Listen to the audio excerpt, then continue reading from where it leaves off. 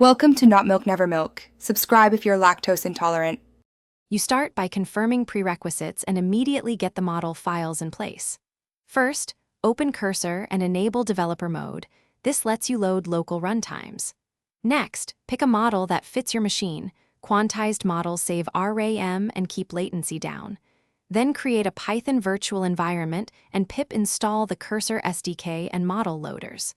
Once done, place the model weights in the directory Cursor expects and verify permissions so the app can read them. Now you connect the model to Cursor and tune runtime parameters.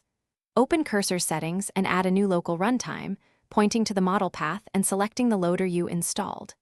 Then adjust threads, batch size, and whether to use GPU if available. These settings balance speed versus memory.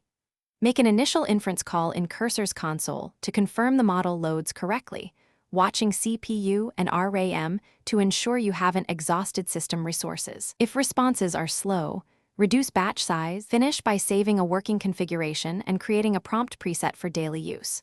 Once your preset runs, run a few benchmark prompts to measure latency and throughput, then tweak runtime settings for a smooth interactive experience. Make sure Cursor's autosave is on so you don't lose configs. If something goes wrong, consult Cursor's log output immediately. Common issues are file permissions, insufficient RAM, or incompatible quantization format. If necessary, switch to a smaller model or lower precision and retry. Thanks for watching. If this was helpful, leave a like and consider subscribing. See you next time.